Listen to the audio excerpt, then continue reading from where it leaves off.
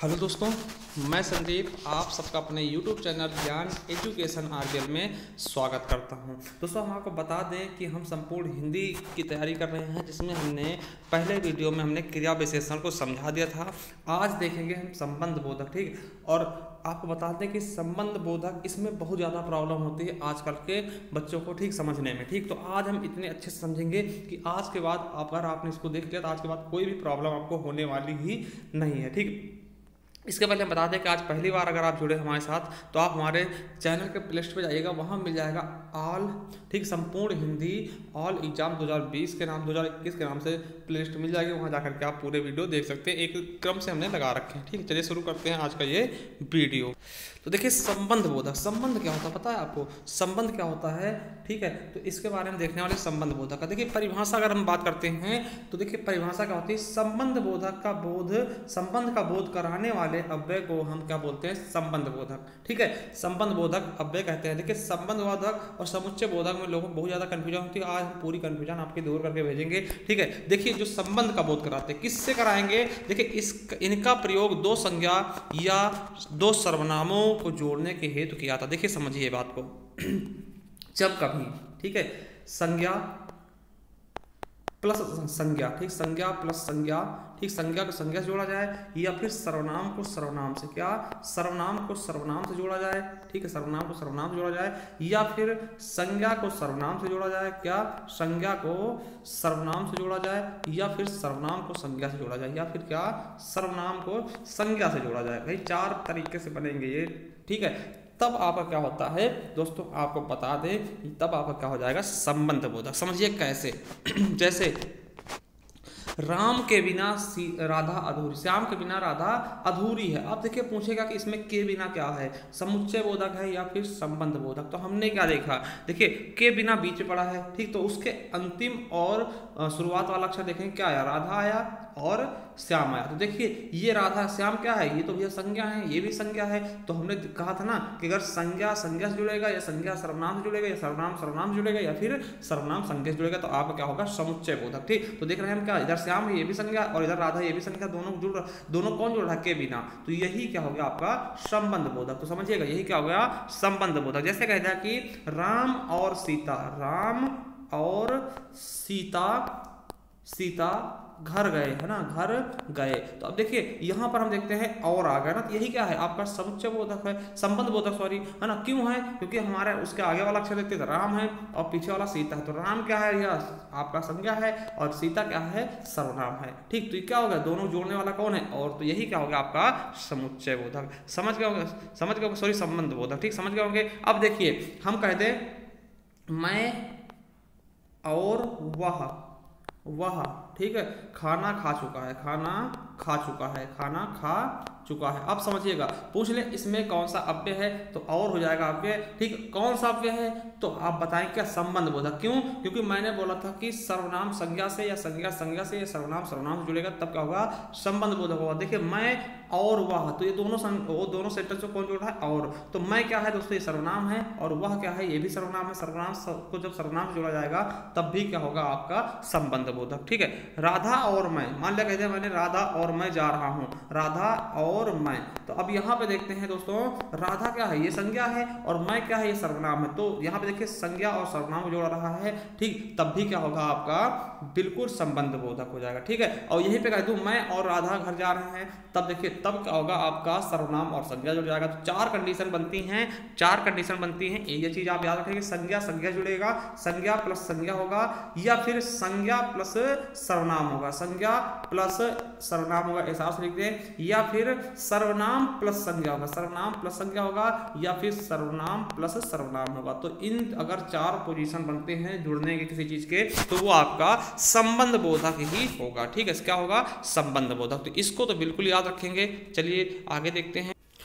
तो समझ में आ गया होगा। चलिए देखते हैं इसके भेद। देखिए यही क्वेश्चन आपके फॉरेस्ट गार्ड में पिछली बार पूछा गया था, ठीक। तो अब फिर फॉरेस्ट गार्ड के पेपर 4 अप्रैल को होने हैं, तो इसीलिए हम पूरी अच्छे से तैयारी कर रहे हैं। देखिए संबंध बोधक जो अव्यय हैं इनके भेद की बात करते हैं तो इनको हम 3 भागों में 3 आधारों में इनको हम बांट के देख सकते हैं। पहला, अर्थ के आधार पर इसके 13 भेद हो जाते हैं, और प्रयोग के आधार पर इसके 2 भेद होंगे, और व्युत्पत्ति के आधार पर भी इसके 2 भेद होंगे। तो हम सबके बारे में थोड़ा समझने वाले हैं दोस्तों। और ये क्वेश्चन आपका पूछा गया था पिछली बार फॉरेस्ट गार्ड में कि अर्थ के आधार पर संबंध बोधक अव्यय के कितने भेद हैं। 13 भेद है, ठीक। कितने हैं? 13 भेद हैं। तो चलिए हम देखते हैं एक एक करके, ठीक है। ज़्यादा समय नहीं लगेगा, बहुत ही छोटा टॉपिक है। देखते हैं अर्थ के आधार पे। तो अर्थ के आधार पे कौन कौन से 13 भेद हो जाएंगे उनको देखते हैं। तो पहला है कालवाचक। कालवाचक में कैसे सेंटेंस आएंगे? आगे, पीछे, बाद, पहले, पूर्व, पश्चात, उपरांत और लगभग, इस तरह के सेंटेंस आते हैं कालबोधक में। दूसरा देखते हैं स्थानवाचक। तो स्थानवाचक में क्या आएगा? आगे, पीछे, तले, नीचे,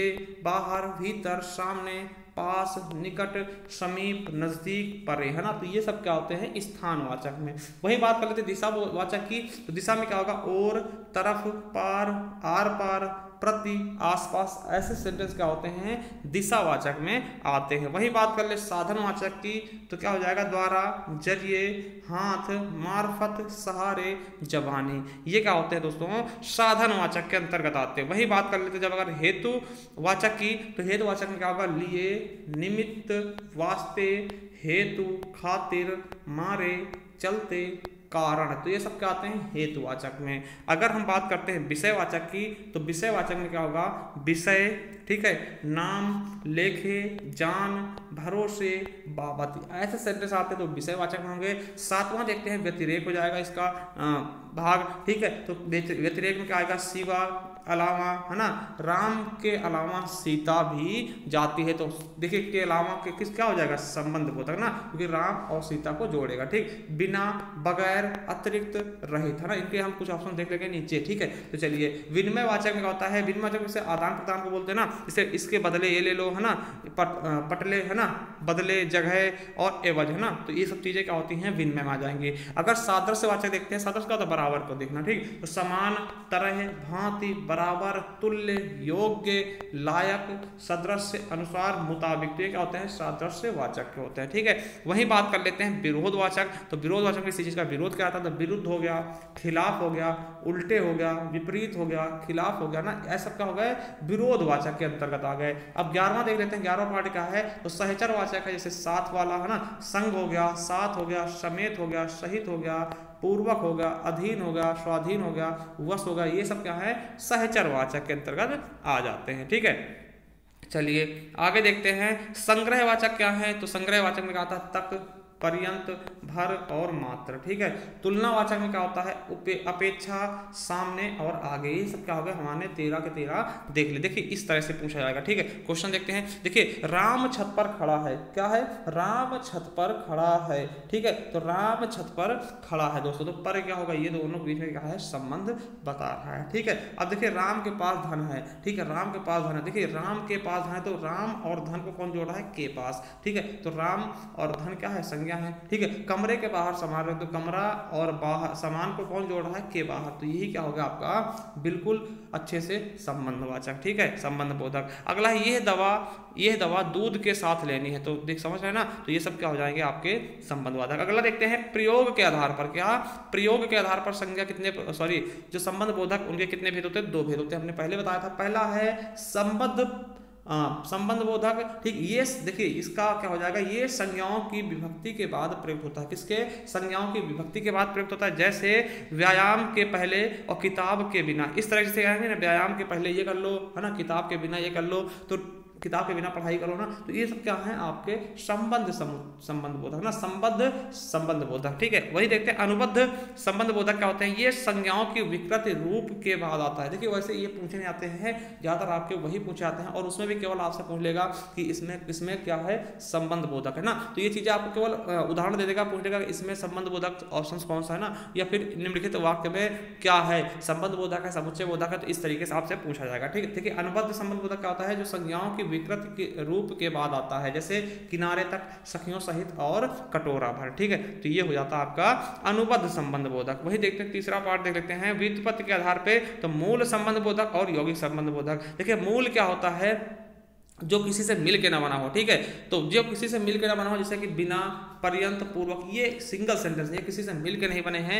वहीं अगर हम यौगिक की बात करते हैं, जो किसी ना किसी से मिल के होते हैं, संज्ञा से हो गए या विशेषण से हो गए, क्रिया से हो गए या क्रिया विशेषण से हो गए, तो इस तरह से मिल के बने होंगे। जैसे अपेक्षा क्या संज्ञा है, अपेक्षा, पलटे, लेखे, मार्फत, ये क्या हो गया आपके यौगिक संबंध बोधक हो गया, संज्ञा से बने हैं। विशेषण देखते हैं समान, योग्य, ऐसा, उल्टा, तुल्य, ये हो गए विशेषण हो गए। क्रिया से देखते हैं तो लिए, मारे, चलते, कर, जाने, ये सब क्या हो गए क्रिया से हो गए। अब वही विशेषण से, क्रिया विशेषण बात करते हैं तो पीछे हो गया, परे हो गया, पास हो गया, ये क्रिया विशेषण के हो गए। ठीक है, तो आई होप आपको बहुत अच्छे समझ में आया होगा। ठीक है, अगर नहीं आया तो आप अगली वीडियो देखेंगे, क्या हमारा अगला वीडियो होगा समुच्चय बोधक, तो उस पर हम आपको बिल्कुल दोनों की हम तुलना करके समझा देंगे कि दोनों में क्या अंतर है। तो वो सभी चीजें आपको समझा देंगे जिससे आपको कोई प्रॉब्लम ही नहीं होगी। ठीक है, संबंध बोधक, समुच्चय बोधक में, किसी भी टॉपिक में। ठीक है, ऑल टोटल। तो आपको बता रहे हैं कि अगर आप पहली बार जुड़ रहे हैं तो आप हमारे इसी चैनल के प्लेलिस्ट पे जाइएगा। इस तरह से प्लेलिस्ट आपको मिल जाएगा, संपूर्ण Hindi new batch all exam 2021 के नाम से। तो यहाँ पर जाते ही आपको मिल जाएगा और आप बहुत ही अच्छे से तैयारी कर सकते हैं। तो चाहिए जरूर जाइए। और देखिए इसके अलावा देखिए हिंदी साहित्य की क्लासें मिल जाएंगी, उत्तर प्रदेश की भी और करंट अफेयर की। तो चाहिए और चैनल सब्सक्राइब कर लेना। थैंक यू, धन्यवाद।